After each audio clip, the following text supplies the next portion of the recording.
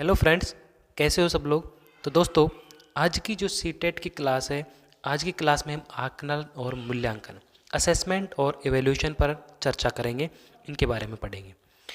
तो friends, video अच्छी लगी तो वीडियो को लाइक कर दीजिए और चैनल पर नए हो तो चैनल को सब्सक्राइब कर लीजिए। देखिए, पहली बात कि आकलन होता क्या है। आकलन क्या होता है? असेसमेंट, किसी के बारे में जानकारी इकट्ठा करने की प्रक्रिया आकलन कहलाती है।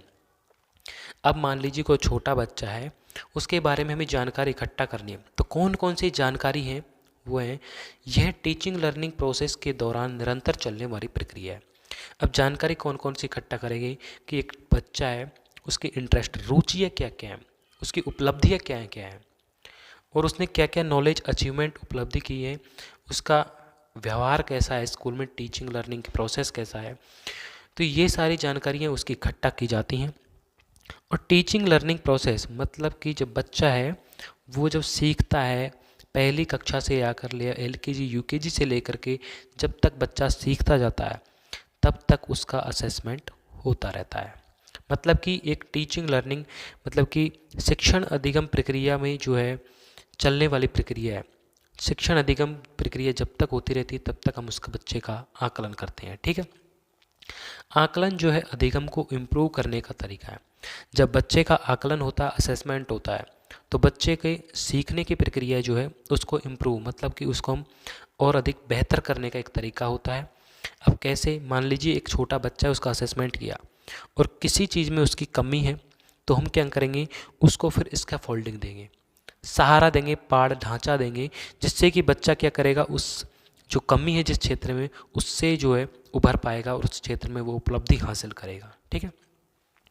आकलन का प्राथमिक उद्देश्य है कि अवधारणा से संबंधित जो भी कन्फ्यूजन बच्चों को है उसको समझाना चाहिए। मतलब कि बच्चे को किसी कॉन्सेप्ट बनाया, मान लीजिए आप कहीं मनाली साइड गए, आपने वहाँ देखा कि जो वहाँ जो मनाली में जो सर्दियों में जो इलाके में जो वहाँ जो इलाके में जो लोग रहते हैं वो ज़्यादातर मांसाहारी है, मतलब मांस मदिरा सेवन करते हैं। वहीं अगर एक बार आप जम्मू कश्मीर गए तो आपने देखा कि वहाँ पर भी सेम लोग जो है मांस मदिरा खाते हैं। वहीं आप एक बार माउंट आबू गए तो आपने सेम देखा कि जो बर्फीले पहाड़ी इलाकों में रहते हैं जहाँ बर्फ़ गिरती है, वो जो है मांस मदिरा का सेवन करते हैं। तो आपने अपने दिमाग में एक कॉन्सेप्ट बना लिया। क्या कॉन्सेप्ट बनाया कि जो लोग सर्दियों में या पहाड़ी इलाकों में रहते हैं जहाँ बर्फ़ गिरती है, वो लोग क्या होते हैं, ज़्यादातर मांसाहारी होते हैं। तो इस तरीके से बच्चों की जो कॉन्सेप्ट से संबंधित जो भी कन्फ्यूजन है, चाहे टीचिंग लर्निंग प्रोसेस हो, चाहे गेम के रिकॉर्डिंग हो, तो उन सबको जो कन्फ्यूजन को दूर करना है बच्चों को। ठीक है। आकलन जो होता है वो होता है दो प्रकार का, एक होता है फॉर्मेटिव असेसमेंट और दूसरा होता है समेटिव असेसमेंट। देखिए, फॉर्मेटिव असेसमेंट का मतलब होता है रचनात्मक आकलन, मतलब कि जब टीचिंग लर्निंग प्रोसेस चल रही हो, पढ़ाने के दौरान किया गया आकलन।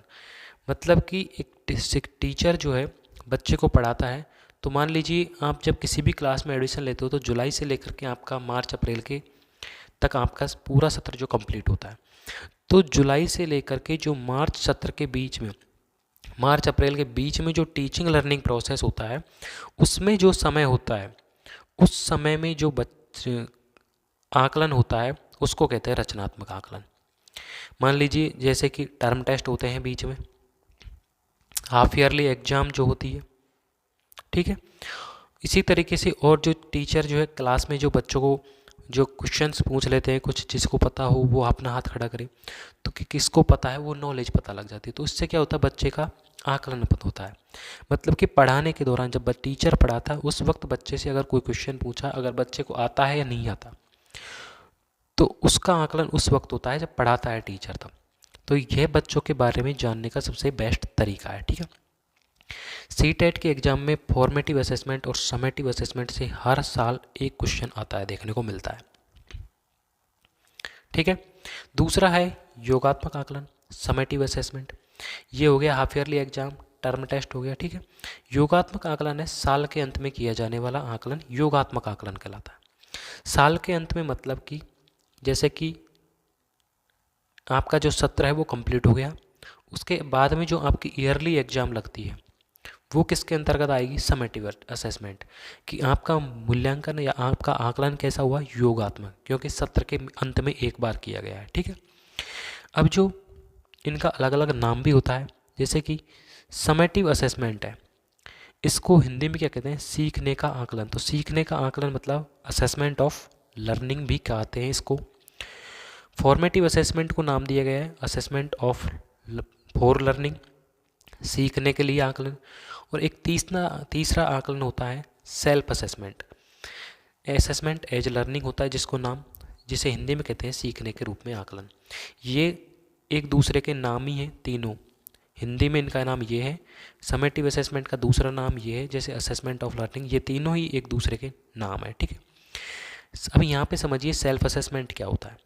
मान लीजिए आपने एक टॉपिक पढ़ा, अब जैसे हम यहाँ पर असेसमेंट टॉपिक पढ़ रहे हैं, ये आपने टॉपिक पढ़ा, इसके बाद आपने जो आपके पास जो टेक्स्ट बुक है या फिर जो अभी आप रिसोर्स से आप पढ़ाई कर रहे हो, आपने उस रिसोर्स को बंद कर दिया। ठीक है, आपने उस पर से पढ़ना बंद कर दिया। अब आपने अपने दिमाग में ही सोचा कि आपने जो जो चीज़ें पढ़ी हैं उनको आपने अपने दिमाग में माइंड में रिवाइज करना शुरू किया। तो जब आप अपने माइंड में उन चीज़ों को रिवाइज करेंगे तो आप देखेंगे कि आपको कितना याद है। मान लीजिए आपको असेसमेंट की 10 लाइनें आपने पढ़ी, उनमें से आपको 8 लाइनें याद आई, तो आपका असेसमेंट हुआ, खुद ने असेसमेंट किया कि अभी 2 लाइनें जो मुझे याद नहीं है वो याद करनी है, रिवाइज करनी है। तो इस तरीके से खुद का असेसमेंट होता है सेल्फ असेसमेंट, जिसका दूसरा नाम होता है असेसमेंट एज लर्निंग।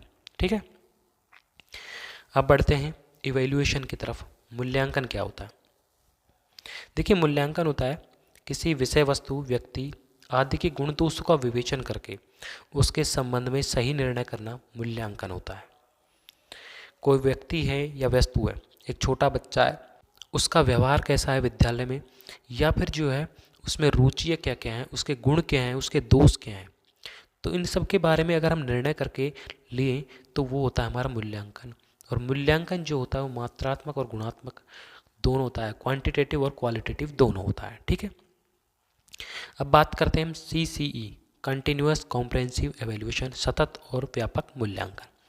देखिए, जो राष्ट्रीय शिक्षा नीति है 1986 की जो पहली शिक्षा नीति बनी थी, उसके अनुसार सतत और व्यापक मूल्यांकन, जिसमें मूल्यांकन के शैक्षिक और गैर शैक्षिक पहलू दोनों शामिल हैं, और जो शिक्षा की संपूर्ण अवधि के लिए हो पर जोर देती है।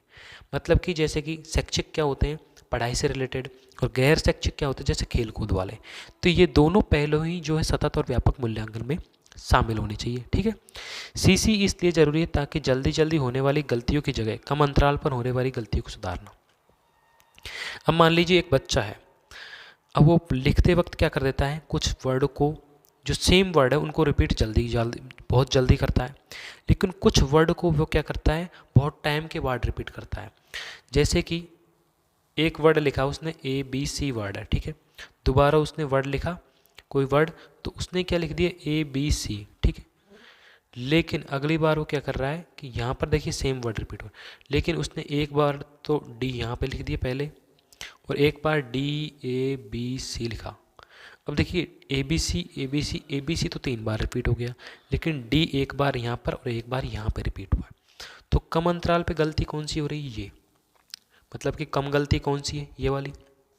तो इस गलती को पहले सुधारो, फिर उसकी जो जल्दी जल्दी गलती हो रही है उसको बाद में सुधारो। ठीक है, ये कहना चाह रहा। बढ़ते हैं आगे, स्कूल बेस्ड असेसमेंट, ये क्या होता है? देखिए, स्कूल बेस्ड असेसमेंट होता है कि जहाँ पर जो है स्कूल जो होती है वो खुद ही, स्कूल के जो टीचर हैं वो खुद ही अपने आधार पर पेपर बनाते हैं, और वो किसके आधार पर, बच्चों की क्षमताओं के आधार पर पेपर बनाते हैं, योग्यताओं के आधार पर, और खुद ही उनका असेसमेंट करते हैं बच्चों का। ठीक है, डायनामिक मूल्यांकन, गत्यात्मक मूल्यांकन क्या होता है कि बच्चों की विशिष्ट अधिगम आवश्यकताओं को समझने में हेल्प करता है, कि बच्चों में जो शारीरिक खेलकूद कैसी है उसका भी मूल्यांकन साथ में किया जाता है। ठीक है, अब हम बात करते हैं मूल्यांकन की विशेषताएं। देखिए, मूल्यांकन की विशेषताएं जो होती हैं कौन कौन सी? पहली है वैधता, वैलिडिटी।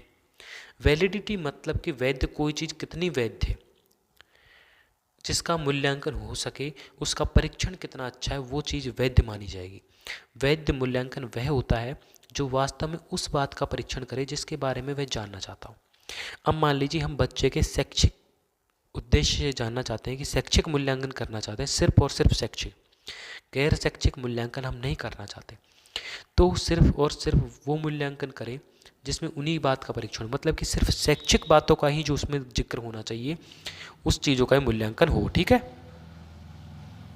अब बात करते हैं हम विश्वसनीयता या रियलेबिलिटी। रियलेबिलिटी क्या होती है? विभिन्न परंतु एक जैसी परिस्थितियों में किसी प्रश्न, परीक्षण या परीक्षा का उत्तर पूर्णतः एक ही प्रकार का होगा, तो ऐसा मापन विश्वसनीयता कहलाएगा। चाहे परिस्थिति कैसी भी हो, आपसे पूछा जाए कि भारत की राजधानी क्या है, तो आप बताओगे दिल्ली। अब चाहे परिस्थिति आपसे कीचड़ में खड़ा करके पूछे, चाहे आपसे क्लास में पूछे पढ़ाते हुए शिक्षक, चाहे आपसे खेलते हुए पूछे, आपका जवाब हमेशा एक जैसा होगा।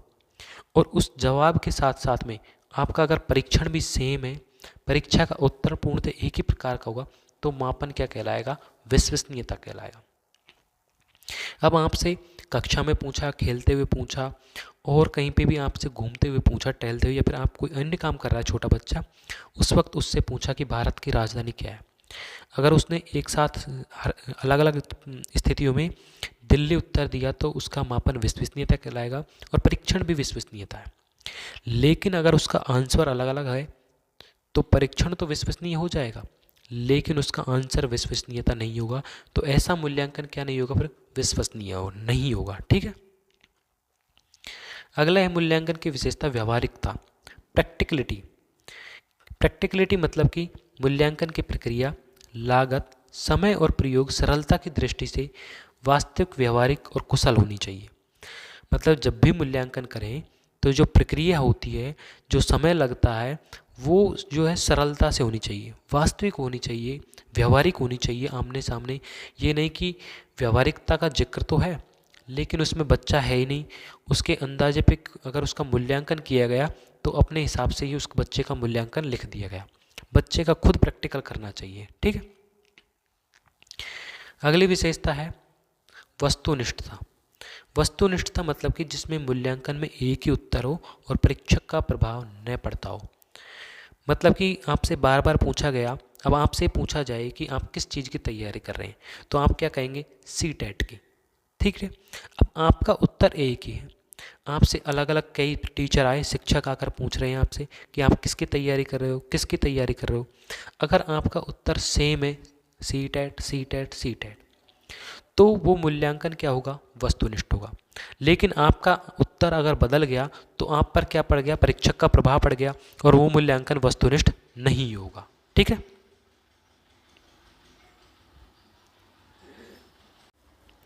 अगली विशेषता है व्यापकता। व्यापकता का मतलब होता है इसमें सारे गुणों का मापन हो।